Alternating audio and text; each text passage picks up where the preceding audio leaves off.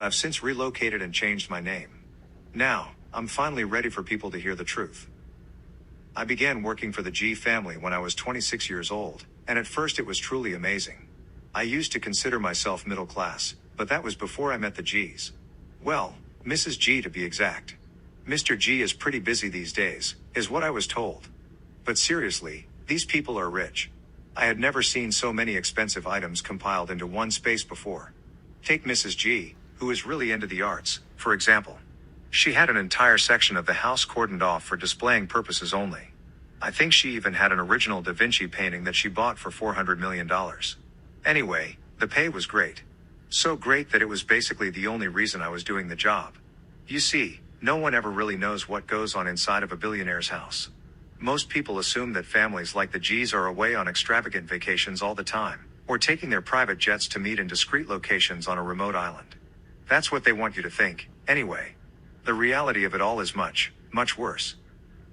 Now, I want to preface this by saying that when I started working for the Gs, they only had one rule: don't go in the basement. At the time, Mrs. G told me that it was because they were doing renovations. Nothing about it ever seemed out of the ordinary, so when I heard a crashing sound coming from the basement that day, I figured that someone must have been working down there and accidentally dropped something. I had been in the laundry room, which was a close distance to the basement door. So, naturally, I called out to see if anyone was there and asked if they were all right. But no one responded. At that point I started to feel a little on edge, but I decided to walk up to the basement door and call out a second time just for good measure. What I heard next was truly awful. It sounded like an animal, groaning and squealing like a pig, but there were moments where it sounded human, too. I tried flicking the light switch to the basement, but the light wouldn't turn on. I'll admit that at that point I was terrified, though at the same time something inside me told me that I should go down there anyway. I guess it was the thought of something or someone being hurt and unable to call for help. So, against my better nature, I slowly descended into the darkness. When I reached the bottom of the stairs, I felt around for another light switch until I finally found one. I flicked it a couple of times, but it was the same as the one above. I continued forward, somehow not bumping into anything, when I heard the noise again. It was piercing, like whatever was making it was close enough to grab me. In a state of sheer panic, I fell backward onto the floor and, in the midst of falling, took what felt like a stack of boxes down with me. I frantically tried to pull myself up when I felt the outline of a flashlight next to my left hand. I quickly turned it on and scanned the room with it. It wasn't until I spun around that I saw a big metal door. It was open. On the inside of the door were claw marks and streaks of blood, both fresh and old. I took a step forward, and that's when I noticed it. Faintly written on the door in blood was the word help. I started to feel my chest tighten, and my breaths were suddenly shorter, when a rush of adrenaline burst through me. I tried to run toward the stairs, but as I turned I was met face to face with the most grotesque thing I have ever seen. Towering over me was a man, his body distorted and twisted and covered with infected boils. His arms stretched above him, revealing every bone. His muscles twitched beneath his pale skin, and as I looked up I could see that his fingertips were gone, only bone and pieces of muscle remained.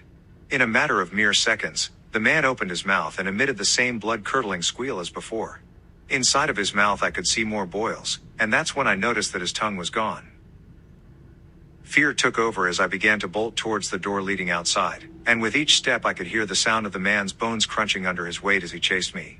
I finally reached the door and began frantically trying to unlock it.